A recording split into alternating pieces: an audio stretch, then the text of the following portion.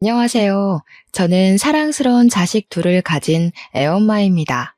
지금부터 제가 쓰려는 사연은 이미 20년이나 된 낡은 이야기예요.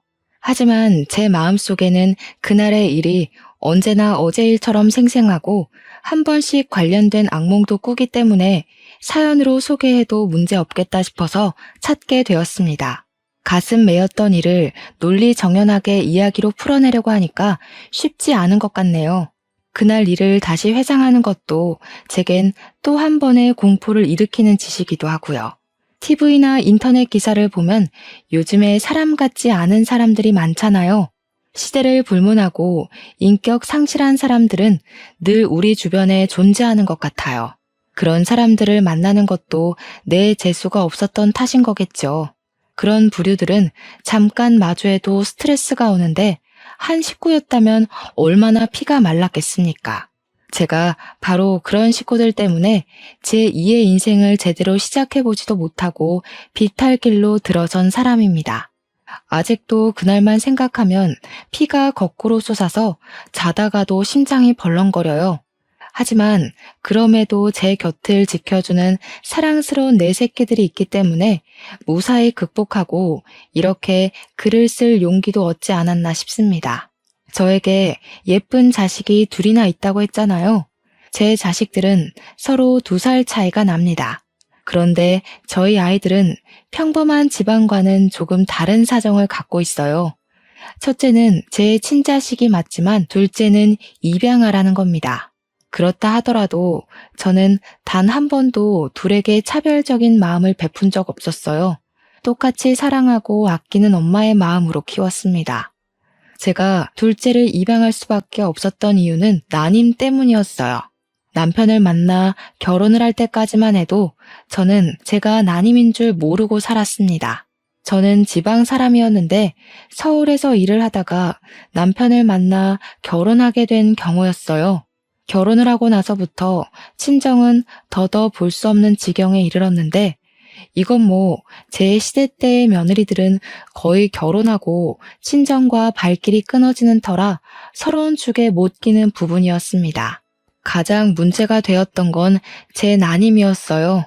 저는 결혼 4년 차가 되어도 아이가 생기지 않았는데 그 4년간 시댁에서 눈총을 참 많이 받았습니다. 옆에서 가만히 지켜보니까 시모한테서 약간 따라쟁이의 기질이 느껴지더군요. 시모에게는 고등학교 동창인 친구들이 몇 명 있습니다.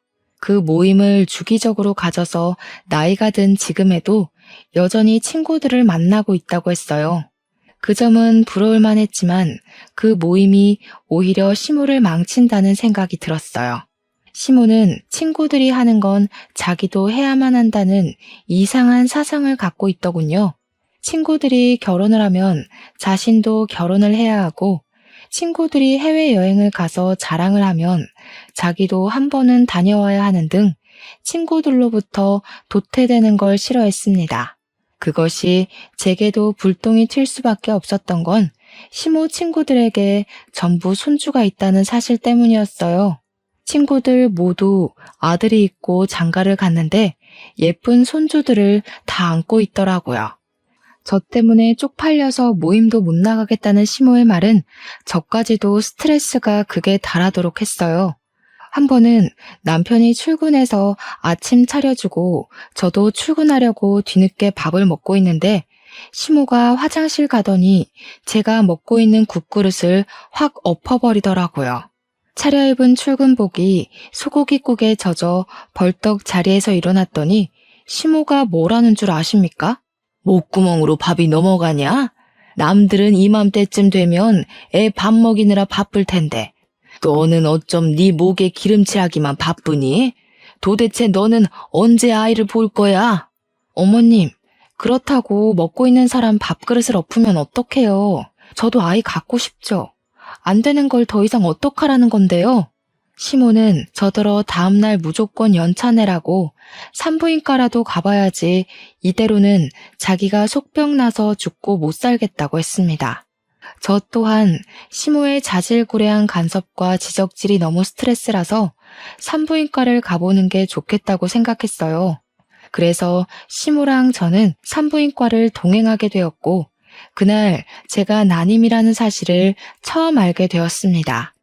시모는 원래부터 제게 살가운 사람은 아니었는데, 그나마 제가 대기업 다니는 커리어우먼이라 크게 무시는 안 했었거든요.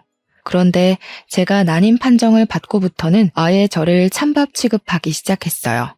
어떻게 자기 집안에 난임 며느리가 들어올 수 있냐면서 자기 팔자가 이 정도로 기구했던 적은 없는데 나 때문에 자기 앞길 막혔다고 저를 그렇게 원망했습니다. 난임이라는 사실은 저한테도 무척 충격이고 실망스러운 일이었지만 그것 때문에 계속해서 시모한테 무시당하는 건 납득하기 어려웠고 많이 버거웠습니다. 하지만 시모의 아기 욕심은 쉽게 포기될 부분이 아니었어요. 시모는 따라쟁이라서 친구들이 자랑하는 꼴을 고스란히 느끼며 도태되어 있을 사람은 아닐 거라고 예상했습니다. 그래서 제게 당장 시험관 시도를 해볼 것을 강요했어요. 남편도 저도 아기를 원했기 때문에 그 제안이 그리 거북스럽지는 않았습니다. 다만 시모의 아집이 너무 강해서 혀를 내둘렀을 뿐이죠. 시모는 빚을 내서라도 손자를 얻기 위해 시험관을 시켰습니다. 그렇게 고생해서 귀하게 얻은 아이가 바로 제 첫째 딸입니다. 난임이라는 소식에 제 인생에서 없을 줄 알았던 소중한 생명을 얻게 되어 제가 얼마나 기뻤는지 모릅니다. 기뻐서 눈물을 흘린다는 걸 그날 처음 겪어봤어요. 저도 남편도 모두 행복해했는데 정작 임신에 목말라 있던 시모만은 표정이 어두웠습니다. 알고 보니 제 자식이 딸이라는 것에 또 불만을 가진 상황이더라고요. 시모 친구들은 전부 손자를 얻었대요. 이제 막 태어난 아이 앞에서 산후조리하고 있는 제 앞에서 굳이 아기 성별을 논해야 할 일일까요? 시댁에 힘써주는 덕분에 시험관에 성공하여 딸을 얻게 되었음에도 그 감사함이 길게 가지 못했습니다. 모든 삶이 순조로워질 거라고만 생각했는데 또다시 시모의 아집 때문에 스트레스가 차고 올랐어요. 겨우 하나 있는 내 아들 어렵게 장가 보냈더니 며느리라는 애가 어쩜 이렇게 제 할 일을 못한다니? 빚내서 돈 들여놨더니 계집애를 낳아? 말씀이 심하시네요. 어머님 손녀잖아요. 계집애가 뭐예요? 어머님 원대로 손주 낳았으니까 더 이상 쓸데없는 고집 그만 부리셨으면 해요. 그날 이후로 시모는 손녀에게 한 번도 따뜻한 시선 한 번 보내준 적 없는 사람이었어요. 저는 화장실을 가더라도 아이를 안고 가야 했습니다. 아이가 잘못 뒤집어지거나 잠시 한눈 판 사이 이부자리에서 벗어나기라도 하면 돌봐줄 사람이 없었거든요. 시모는 제 딸이 코앞에서 울고 있어도 보듬어 주기는커녕 거들떠도 안 봤어요. 그런 사람을 어떻게 믿고 제가 아이를 내버려 두고 다니겠습니까? 제 허리가 부서지는 한이 있더라도 저는 집에서 아이를 안고 업고 다녔어요. 그 탓에 제 몸이 제대로 회복을 하지 못해서 다 늙은 나이에 골병 드는데 큰 몫을 했을 겁니다. 얄미운 시모는 그런 와중에도 손자에 대한 선망을 놓지 못했어요. 손녀는 안중에도 없고 그저 제 몸이 얼른 회복되도록 병원을 그렇게 질질 끌고 다니면서 약 타주고 침 놔주고 물리치료를 시켰습니다. 그러면서 한 7개월을 보냈어요. 어느 날 시모가 황당한 얘기를 꺼내더라고요. 저더러 둘째를 계획하자며 또 시험관 얘기를 꺼냈습니다. 그 소리를 듣는데 시모가 저를 사람이 아닌 애 낳는 기계로 보는 건가 싶은 생각도 들었어요. 어머님, 지원이도 어렵게 얻은 거 아시잖아요. 지원이 안기까지 우리 식구 다 얼마나 힘들었어요. 남편도 아이는 하나면 충분하다 했으니까 그냥 외동으로 잘 키울게요. 네 생각만 하니? 집에 아들씨 하나 없어서 어디다 쓴다고? 나는 무조건 손자를 봐야겠다. 요즘 손자 없는 할미들 보기도 힘들더라. 내가 너한테 내 귀한 외동아들 줬으면 너도 그에 맞는 답례를 해야 될 거 아니냐? 먹고 땡 하려고 그랬니? 손자 없는 할미들이 보기 힘든 게 아니라 지금 어머님 친구분들이 다 손자 얻으셔서 저한테 강요하시는 거잖아요. 저 그 시술 더는 못해요. 몸 회복도 안 됐고 더 이상은 힘들어요. 참나, 그래. 내 친구들은 며느리들이 다 아기 집이 좋아서 손자 순풍순풍 낳았다더라. 그걸 잘 알면 너도 좀 한 번에 아들을 낳지 그랬어. 젊은 애가 영 쓸모가 없네 없어. 어찌 된 게 대기업 다니는 것 말고는 말짱 꽝이야. 시모의 칭얼거림을 들을 때마다 정말 기운이 빠지고 한숨밖에 안 나왔습니다. 시모는 사실 기러기 시부를 두고 있어요. 시부는 당시 일본에서 일을 하고 있었고 돈만 시모에게 붙여주면서 살아왔다고 하더라고요. 남편이 정말 어린 6, 7살 때부터 시부가 기러기를 했다고 해서 남편도 시부 얼굴을 잘 모른대요. 저 또한 시부를 결혼식 때만 보고는 그 뒤로 뵌 적이 없었습니다. 시모는 시부가 주는 돈으로 하나 있는 남편에게 아낌없이 지원을 많이 해주면서 키웠다고도 했는데요. 그래서 남편에겐 취미랑 자격증이 좀 많았어요. 대기업 취업하는데도 전혀 무리가 없었다고 했고요. 반면에 시모는 일을 전혀 안 하는 사람이었다고 해요. 매주 친구들을 만나러 외출을 했는데 그 동창 친구들이 좀 잘 사는 것 같더라고요. 그래서 시모가 시부한테서 받는 돈에도 적다면서 많이 불평하는 걸 들었습니다. 자기도 이것저것 치장을 해야 하는데 재력이 그만큼 안 받쳐주니까 철없는 투정을 많이 부리더라고요. 어쨌든 그렇다고 제가 시모 뜻대로 아들 하나를 더 낳을 수도 있는 여력도 안 되잖아요. 저도 둘째, 셋째까지 낳을 수 있다면 좋겠죠. 그런데 제 몸이 그게 안 된다고 하잖아요. 그래서 시모 뜻을 완강하게 거절할 수밖에 없었습니다. 원래는 제가 웬만하면 시모한테 고분고분 맞춰줬어요. 하지만 아이 문제 때문에 제대로 틀어지기 시작하면서 시모랑도 부딪히는 날이 늘어갔던 겁니다. 제가 둘째를 갖지 않겠다고 강력하게 선언을 했더니 역시나 시모가 화가 끝까지 나서는 저한테 토라지고 말았어요. 그래도 어쩔 수가 없지 않습니까? 제가 뭐 천하무적도 아니잖아요. 진짜 끈질기게도 시모는 여전히 손자 욕심을 버리지 못했습니다. 제 주변을 맴돌며 계속 투덜거렸어요. 아들 안 낳을 거면 대기업 며느리 필요 없다든지 세상에 아들 하나 없는 집이 어딨냐라든지 아들 욕심이 절에 없어서 어디 엄마 자격이나 있겠냐. 너 때문에 내 아들까지 앞길이 캄캄하다 등등 엄청 징징거리고 툴툴댔습니다. 시모가 저를 진작에 자기 아들과 이혼시키지 않았던 건 딱 한 가지 이유 때문이었어요. 제가 남편과 같은 대기업 사람인데 듣자 하니 시모 친구들 며느리 중에서 제가 가장 학력이 높은 것 같더라고요. 제 결혼식 날 시모 친구들이 저랑 시모 앞에서 대기업 며느리 생겨서 시모는 참 부럽겠다며 유난을 떨었었거든요. 그때 시모 어깨가 하늘로 치솟았는데 시모가 처음이자 마지막으로 제게 우리 아가라고 불러줬던 것 같아요. 어쨌든 시모가 제 속을 뒤집어 놓고자 일부러 저를 따라다니며 염장 지르는 걸 알기 때문에 저는 그냥 시모의 잔소리를 한 귀로 듣고 한 귀로 흘려버렸어요.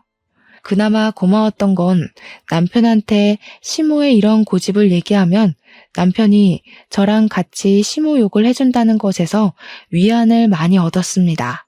남편의 존재는 저를 시댁에서 버틸 수 있게 하는 이유가 되는 사람이었어요.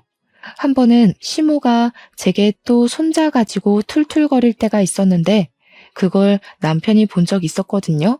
남편이 바로 직접 나서서 시모의 잔소리를 막아주더라고요. 제발 좀 적당히 해. 사람 몸이 천근만근인 줄도 모르고 왜 이렇게 철없는 소리를 하는 거야? 내 와이프가 엄마 요구 들어주는 기계야? 자꾸 이런 식이면 우리 분가해버릴 거야. 고집불통 시모도 자기 아들이 혼쭐 내는 것에는 별말을 못하더군요. 그 뒤로 시모는 혼자서 꽁한 채 한동안 잠잠하게 지냈습니다. 덕분에 저도 마음 편히 딸을 키울 수 있었어요. 그렇게 한 2년 정도 태풍의 눈 안에서 푹 마음을 놓았을까. 그동안 조용했던 일상에 대해 보복이라도 하는 건지 모르겠지만 시모가 아주 큰일을 터뜨리고 말았어요. 지금 생각해도 이 부분은 대형 사고네요. 그날은 여느 때처럼 딸을 재우고 남편 아침을 챙겨준 뒤 남편을 보낸 날이었습니다. 아침부터 어딜 간 건지 생전 안 하던 일은 외출한 시모가 점심쯤 귀가를 했는데요. 저는 시모를 보자마자 어디 다녀오냐고 묻지도 못하고 그 자리에서 굳어버릴 수밖에 없었어요. 시모가 웬 의문의 아기를 하나 안아들고 있더라고요. 갓난아기였고 포대에 감싸져 있는 아들이었습니다. 이제부터 우리 집 손자 될 아이다. 앞으로 너도 아들이라고 생각하고 잘해라. 아직 태어난 지 2달밖에 안 돼서 우리 식구로 들이기 딱 좋을 때야. 시모의 말에 저는 너무 충격을 받아서 온갖 생각이 다 들었습니다. 남편이 나 몰래 낳은 아이인가? 시모랑 남편이 나 모르게 작당해서 만든 아이인가? 이거 남편 불륜인가? 정말 별의별 생각이 다 들었지만 해답이 빠르게 내려지지 않았어요. 그냥 이게 다 무슨 상황이냐고 대뜸 언성만 높였습니다. 그러니 시모가 저더러 입 닥치고 자리에 앉으라고 애기 놀란다고 하더군요. 어처구니가 없었지만 대체 이게 무슨 영문인지 사정을 알아야 해서 시모하는 걸 지켜보기만 했었어요. 그리고 저는 시모하는 소리에 기함을 토하고 말았습니다. 진짜 제정신 아닌 사람인 줄 알았어요. 뭘 했다고요? 브로커요? 어머님 제정신이세요? 지금 손자 하나 갖겠다고 브로커를 시켜서 아기를 샀다는 말씀인 거예요? 대체 이게 다 뭐 하는 짓이냐고요? 목청 낮추라니까. 그래, 내 손자 내가 내 돈 주고 갖겠다는데 무슨 불만이니? 너더러 낳아달라고 안 했잖냐? 키워달라고도 안 할 테니까 신경 꺼라. 남편 씨도 아니고 그 아이는 그냥 남의 자식인 거잖아요. 지금 남의 자식을 손자처럼 키운다는 거예요? 그런다고 그 아이가 어머님 손자가 될 거라 생각하세요? 죽었다 깨어나도 그 아이는 그냥 남의 핏줄인 거예요. 무슨 생각으로 이런 사고를 치셨어요? 왜 내 손자가 못 되니? 낳은 정보다 기른 정이 더 무섭다는 거 모르냐? 그리고 이미 생모가 포기한 아이다. 어차피 이 아이한테 사실을 알려주지만 않으면 생모를 찾지도 않고 돌아갈 곳도 없는 아이라고. 도대체 뭐가 문제라는 거니? 시모는 자신이 아예 뭘 잘못한 건지 원인을 모르고 있었습니다. 그런 시모를 보고 저는 단지 시모가 제정신이 아니라고만 생각했어요. 아무리 손자가 갖고 싶어도 그렇지 어떻게 남의 아기를 돈 주고 사올 생각까지 했는지. 이럴 거면 그냥 새 며느리를 들이지 그랬냐고 제가 시모에게 고래고래 소리를 질렀더니 시모가 자기 아들 인생에 이혼율 그이게 할 수 없다면서 아들 재혼은 죽어도 못 받아들인다고 했습니다. 그러면서 잘 해결됐는데 뭐가 문제냐고 되레 언성을 높이더군요. 저랑 얘기하니까 피가 거꾸로 솟는다면서 품 안의 아기를 소중하게 데리고 자기 방으로 들어가 버렸어요. 이렇게 큰 문제는 저랑만 다툴 일이 아니잖아요.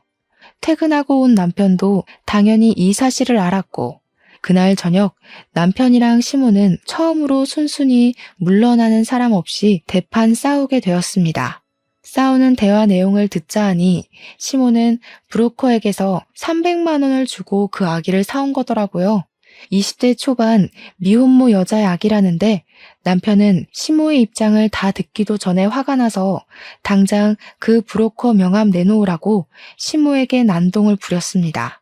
시모가 순순히 아기를 내놓지 않자 남편은 시모 품에 안긴 남자 아기를 빼앗았고 아기를 갖다 버리겠다고 겁박을 했어요. 남편이 저렇게까지 화를 내는 건 저도 처음 봤었습니다. 남편의 과격한 행위에 식겁한 시모는 얼른 남편에게 명함을 건넸어요.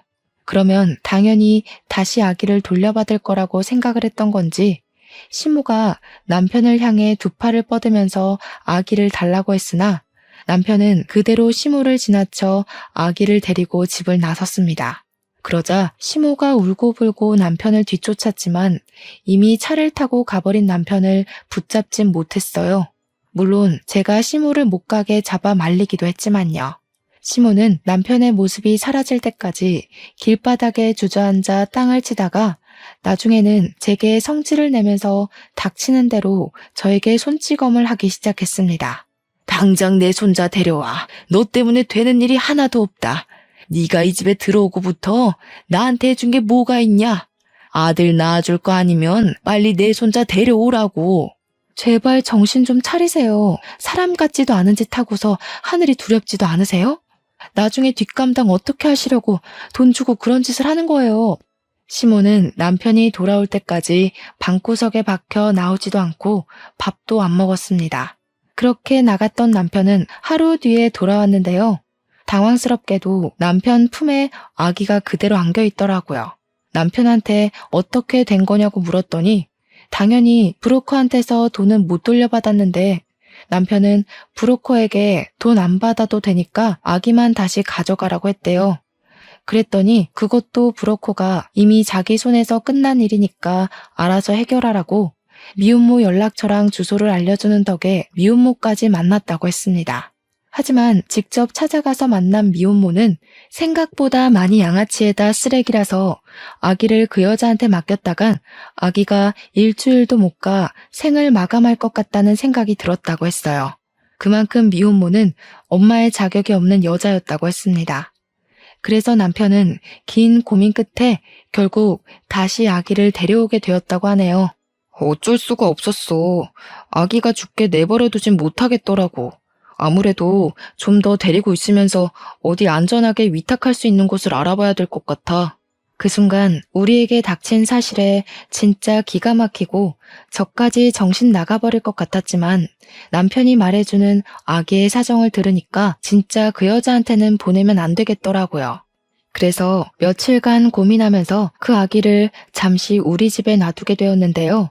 남편이랑 같이 괜찮은 위탁소를 찾으며 고민하는 며칠 동안에 그만 아기한테 정이 들어버리고 말았지 뭡니까.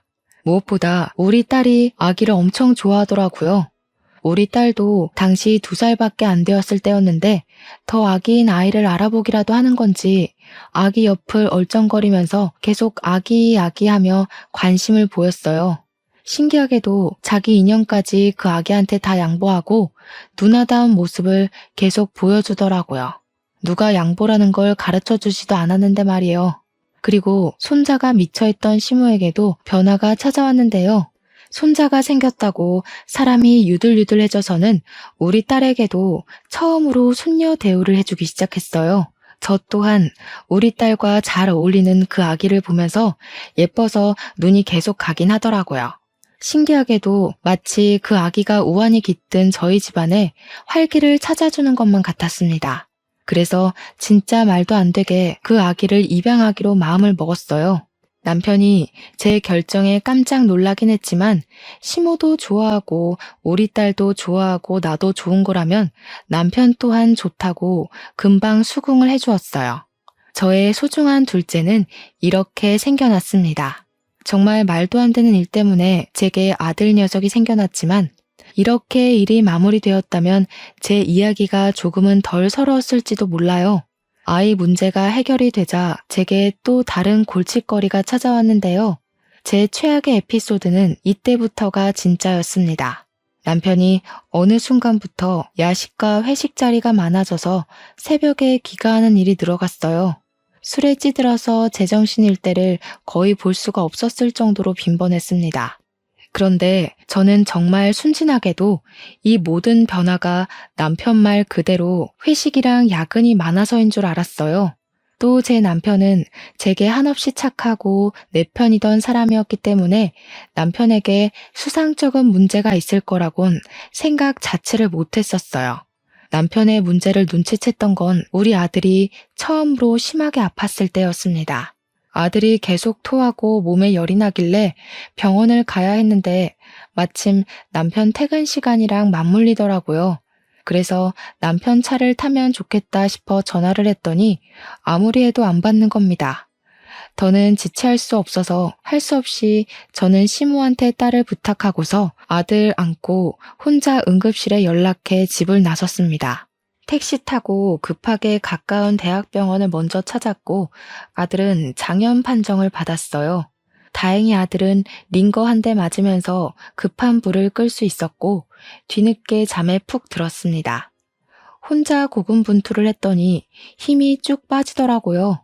아들 손을 조물락거리면서 침대에 머리를 기대고 있었는데 그 순간 잊고 있던 남편에게서 전화가 왔었습니다. 받자마자 왜 이렇게 연락이 안 됐냐고 나 혼자 애 아파서 무서웠다고 하소연을 하려고 했는데 수화기 너머에서 건너오는 목소리는 정작 낯선 여자의 것이었습니다. 안녕하세요, 사모님. 오빠가 오늘은 좀 거하게 마셔서요. 곧 보낼게요. 참, 우리 아들은 잘 크고 있죠? 좋은 엄마 만나서 잘 크겠지 뭐. 이렇게 말하면 제가 누군지 아실까요? 그 순간 저는 잠들어 있는 아들 얼굴을 한번 쳐다봤고 낯선 여자가 바로 이 아이의 엄마라는 사실을 눈치챘습니다. 소름이 쫙 끼침과 동시에 머릿속으로 수만 가지의 물음표가 생겼어요. 그중 이 미혼모가 왜 내 남편이랑 같이 있는지가 가장 의문이었습니다. 그러나 제가 문제로 걸고 넘어지기도 전에 전화가 끊어져 버렸고 제가 전화를 다시 걸어도 더 이상 그 여자 목소리는 들을 수가 없었어요. 결국 저는 다음날 아들을 데리고 다시 집으로 가서 출근하려는 남편에게 따질 수밖에 없었습니다. 당신 뭐야? 그때 그 미혼모랑 여태 만나고 있었던 거야? 왜? 뭐 때문에? 어째서? 나한테 그런 약속에 대해 한마디도 설명한 적 없었잖아. 그 여자가 애 때문에 당신한테 뭐라 해? 이미 우리 아들로 입양까지 마쳤는데 법적 문제 없는 거 아니야? 대체 그 여자한테 무슨 볼일이 있어서 만나는데?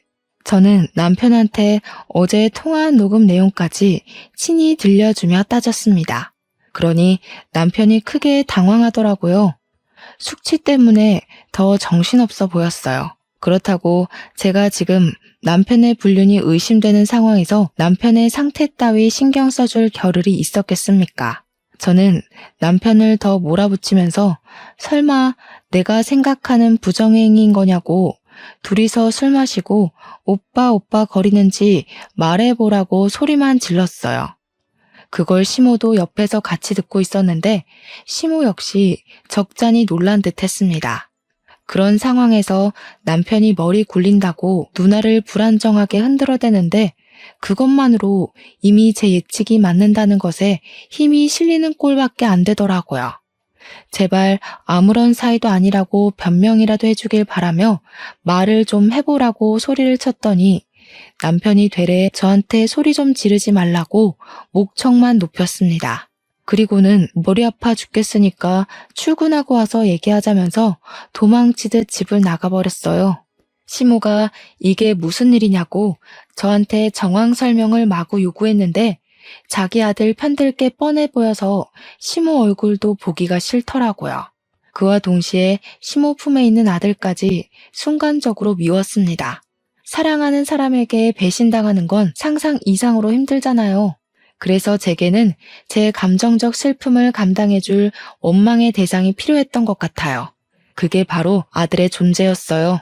이렇게 남편이 비뚤어진 걸 죄 없는 아들 탓으로 돌리면서 아들만 아니었다면 우리 가정에 불순물이 묻지 않았을 거라고 저 혼자 그렇게 위안 삼고 원망을 했었습니다. 그래서 저는 시모랑 아들을 완전히 외면하고서 방에 들어와 제 딸을 끌어안고 눈물을 흘렸어요. 그리곤 퇴근하고 온 남편에게 이혼을 통보받았습니다. 무슨 생각인 건지 남편이 제게 이혼을 요구하더라고요.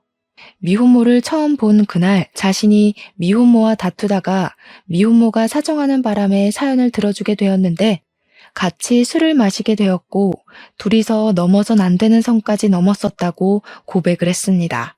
그 뒤로 서로에게 마음이 생겨 줄곧 만남을 이어왔다고도 했어요. 그러니까 그 기간이 갓난 아기 때 내 품에 들어온 우리 아들이 2살로 클 때까지 계속되어 왔다는 겁니다. 저는 더 깊은 내막을 듣진 못하고 그대로 남편의 귀싸대기를 날렸습니다. 그리고 주방으로 가서 집에 있는 고춧가루를 가져와서 남편 얼굴에 쳐 뿌리고는 봉지째로 남편 면상에 집어 던져버렸어요. 그래서 이혼하자고? 딴 여자 생겼으니까 나보고 네 옆에서 꺼지라는 거야? 어떻게 당신 입에서 이혼이란 말이 나올 수가 있어? 이 양심 없는 새끼야. 쓰레기 짓은 네가 다 해놓고 뭐가 떳떳해서 고개 쳐들고 이혼 소리를 해? 네가 뭔데 나를 까? 뭔데 이혼 얘기를 먼저 하냐고? 쌍욕이란 쌍욕은 다 하면서 남편을 원망했고 배신감을 느낀 만큼 남편을 개패듯이 패고 또 팼습니다. 그러자 시모가 무섭게 달려와서는 저를 밀치더라고요. 자기 아들이 설령 불륜을 저질렀다고 하더라도 시모에겐 아들이 중요했고 손자가 중요했던 겁니다. 시모에게 저라는 사람은 그저 남편을 보필할 여자, 손자를 키워줄 여자밖에 안 되었던 거예요. 그런데 황당한 건 뭔 줄 아시나요? 이제 그만 그리 사랑하는 아들 뜻에 따라 저랑 남편을 이혼시킬 법도 할 텐데 시모 하는 말이 진짜 재밌더라고요. 네가 하라는 대로 다 하마. 그래도 이혼은 안 된다. 그냥 내 아들이랑 그 여자랑 만나든 말든 신경 끄고 네가 이 집에서 상전처럼 살면 되지 않냐. 앞으로 네가 하는 일 다 입안될 테니까 이혼은 절대 생각도 마라. 말 같지도 않은 소리 한결같이 하시네요.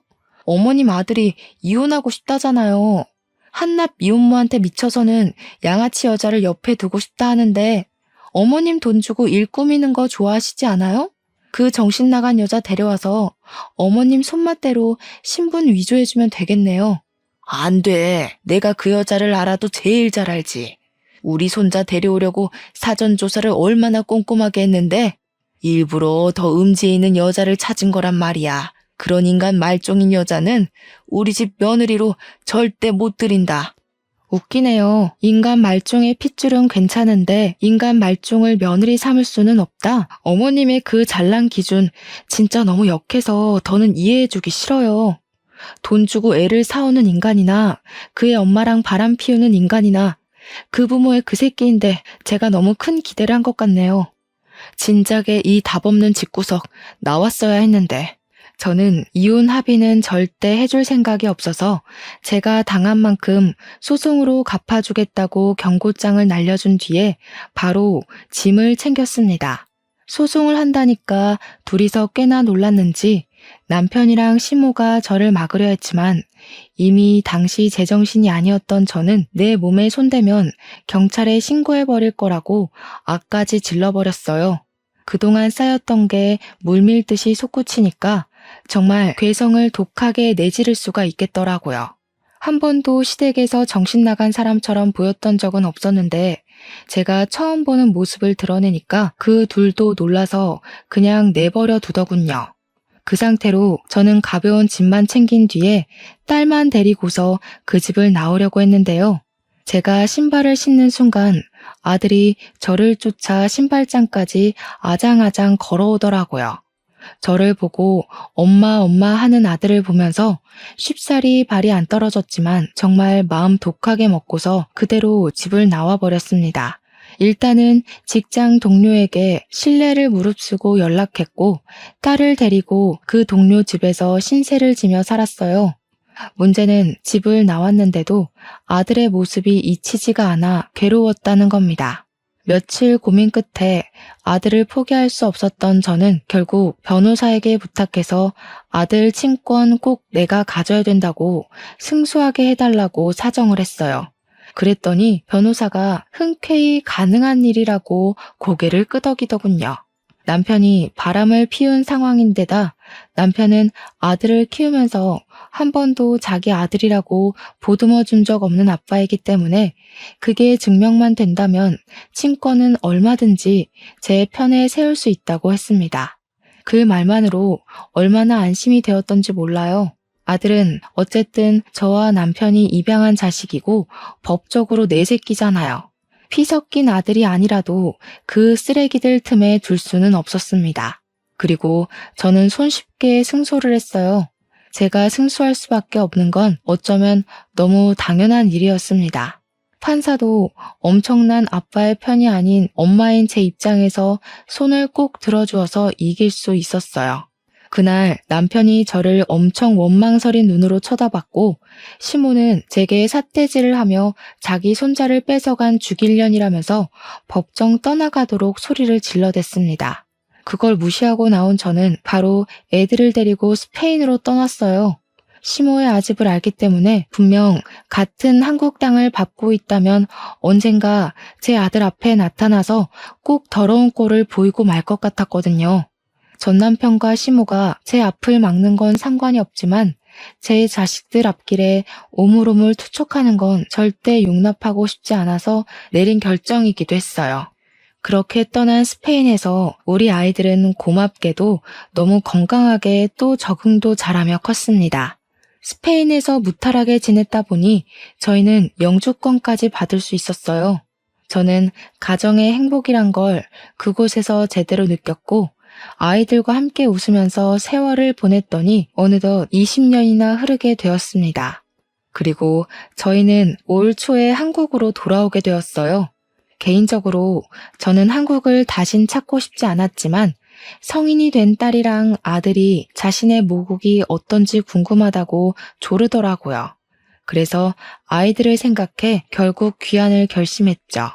잊힌 줄 알았던 저의 과거의 기억은 한국을 들어오자마자 또 생생하게 제 가슴을 조여왔습니다.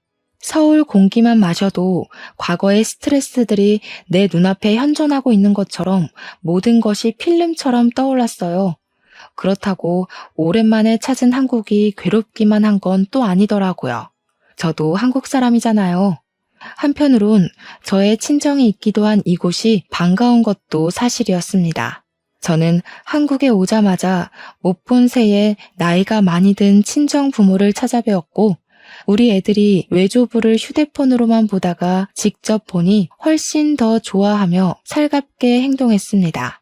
제 부모님이 웃고 제 자식들이 웃는데 그 모습을 지켜보던 그 순간에 그런 생각이 들더라고요. 뭐가 두려워서 그렇게 20년이나 도망쳐 있었을까 하는 생각도 말이죠. 딸이랑 아들은 예상외로 한국을 더 좋아했습니다. 한국말 하는 데는 서툴지 않았어요. 제가 한국말을 쓰면서 아이들에게 한국인이라는 걸 잊지 않도록 신경 썼거든요. 외국으로 도망쳤다고 한들 아마 저도 무의식적으로 언젠간 한국에 돌아와야지 라는 생각을 품고 있었던 것 같아요. 제 자식들은 스페인에서도 한국 대사관에서 일을 하는 외교관들이었습니다. 한국으로 돌아와서도 나란히 외교부로 취업이 되었기 때문에 불과 얼마 전 집을 구해야 해서 아들이랑 같이 차를 타고 부동산을 돌았던 적이 있었어요. 살다 그렇게 신기한 일은 또 처음이었습니다. 아들이랑 같이 여러 차례 부동산 매물을 고민하던 중 저희가 한 부동산에서 익숙한 매물을 소개받았어요. 놀랍게도 제게는 상처나 다름없던 시댁 매물이 나와 있더라고요.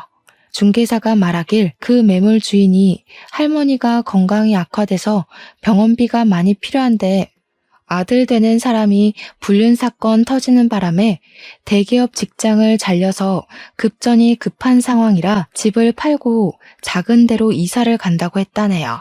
그것이 시모랑 전 남편 얘기라는 걸 알아서 순간 저도 모르고 가슴속 응어리가 쪼여왔습니다. 화병이 도진 듯 열기가 올라서 가슴 중앙을 2번 쳤더니 아들이 걱정하면서 왜 그러냐고 묻더군요. 저는 그 부동산을 나와서 아들이 사주는 냉커피 한 잔을 마시며 어렵게 설명을 해줬는데요. 애들이 학교 다닐 나이에 제가 이미 제 사정과 애들의 아빠 사정, 그리고 입양 사정도 모두 얘기를 해줬었어요. 그때마다 제가 시모랑 전 남편 기억 때문에 한 번씩 한숨을 내뱉으면 착한 우리 애들은 그저 제 걱정과 자신들을 홀로 키워준 저에 대해 존경심밖에 없다고 위로해 주었고 저를 대신해서 늘 시모랑 전 남편에게 앙심을 품고 있었습니다. 그래서 그런지 시모랑 전 남편 얘기를 다시 꺼내도 아들은 그리 놀라지 않더라고요. 오히려 저를 그리 괴롭히고 자신을 2번 버려지게 했었다는 시모랑 전 남편 존재를 얼떨결에 찾았다 보니까 궁금해하기까지 했습니다. 그러면서 하는 말이 아들이 시모 집을 매매하자고 제안했어요.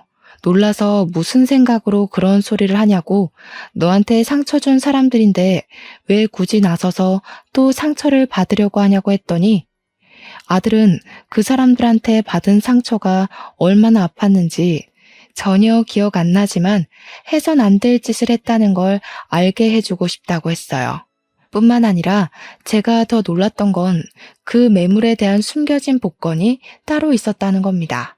그래서 얼떨결에 아들 주도하에 그 집을 매매하게 되었는데 그러기 위해서는 집주인을 만나야 했어요.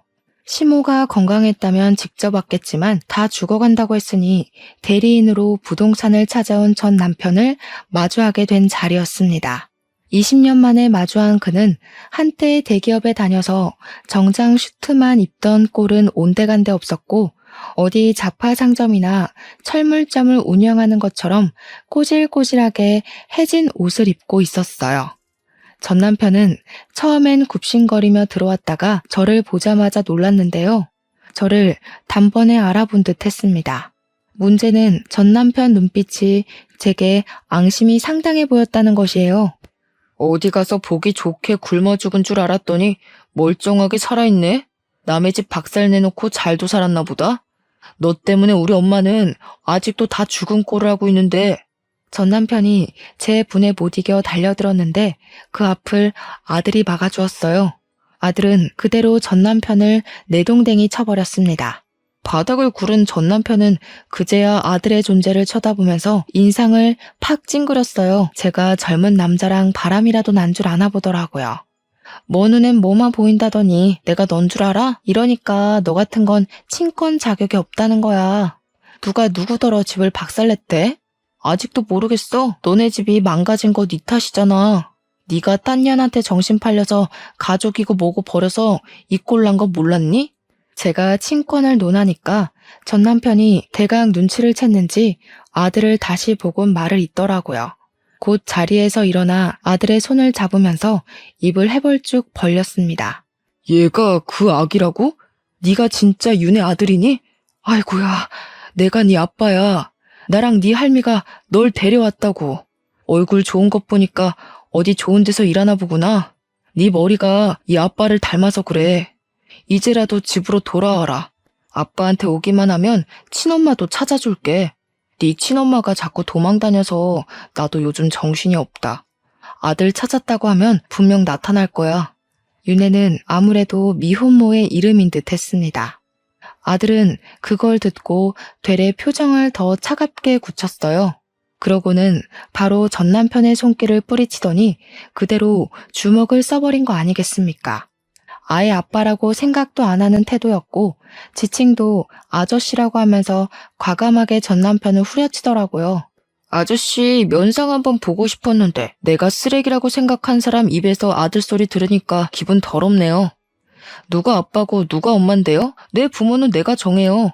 생모는 내가 버렸는데 아저씨는 뭐예요? 애초에 나랑 피는 섞였어요?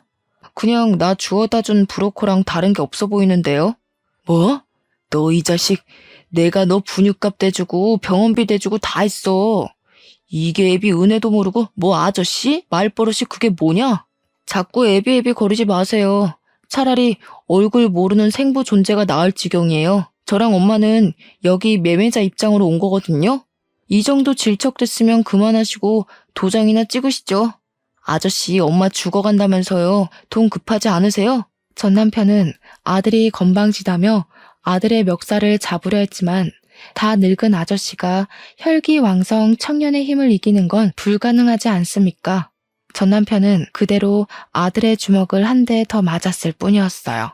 전 남편은 아들에게 말로 터지고 손으로도 쥐어 터진 후에야 부동산에 온 목적을 실행했습니다. 계약서에 도장부터 찍었어요. 그러더니 아들은 현금으로 비용 지불하겠다며 찾아온 현찰 봉투를 들고서 전 남편 머리 위로 툭 던졌습니다. 우리 엄마는 제 옆을 내내 지켜준 이분뿐이에요. 아저씨가 나중이라도 우리 엄마 발목 잡으러 나타날까봐 일부러 한 번쯤 경고하려고 만나준 거니까 이젠 다시 마주치는 일 없을 거예요. 그리고 웬만하면 바빠도 뉴스는 좀 보세요. 멍청하니까 이렇게 제 복도 발로 뻥 차버리지. 전 남편이 아들의 말을 이해하지 못해서 아들을 째려보고만 있었는데요. 아들이 하는 말뜻은 아까 제가 말씀드렸던 매물 복권이라는 사실을 뜻하는 거였어요. 사실 시댁 매물이 있는 동네가 며칠 전 재개발 확정이 되면서 땅값이 폭등해 뉴스에 난 적이 있었거든요. 전 남편이 몇 개월만 더 버텼다면 몇 배의 보상금을 받고 정말 좋은 아파트로 이사 갈 수 있었을 텐데 아들 말대로 전 남편이 제 발로 복을 냅다 차버린 셈인 겁니다. 아마 하늘에서 더 어렵게 살 팔자여야 된다고 벌을 내린 게 아닌가 싶어요. 그 뒤로 저는 완전히 제 가슴속 응어리를 비워낸 것처럼 시원함을 느끼며 살고 있습니다. 더 이상 전 남편과 시모가 제 가정에 허튼 짓이라도 할까봐 전전긍긍할 필요도 없고 자녀들한테 복의 겨울만큼 효도까지 받고 있으니 이보다 더 좋은 세상이 있을까 하며 지내고 있어요. 제 속의 한은 20년이나 걸려서 완벽하게 해소가 되었지만 그래도 이 긴 세월 동안 느낀 것이 있다면 절대 나쁘게 살면 안 되겠다는 마음이었어요. 마치 하늘에서 다 지켜보고 나쁜 짓 한 사람들의 결말은 처참할 수밖에 없다는 걸 알려주는 것 같았거든요. 20년이나 지난 세월에서도 가혹하게 무너질 게 남았다는 걸 누가 알았겠습니까? 아무튼 저는 더 행복한 시간을 보내고 있습니다. 애들 덕분에 일도 안 하고 있고 친정 부모님과도 해외여행도 계획했어요. 친정 부모님이 제가 살았던 제2의 고향 스페인이 궁금하다고 하셔서 손자, 손녀를 가이드 삼아 보고 싶다고 하시더라고요. 앞으로도 저희는 오늘처럼 즐겁고 편하게만 사는 게 목표입니다. 저희뿐만 아니라 모든 분들이 웃는 날이 많았으면 좋겠네요. 얘기가 너무 복잡하고 길었습니다. 이만 마무리 짓도록 할게요. 읽어주셔서 감사드려요.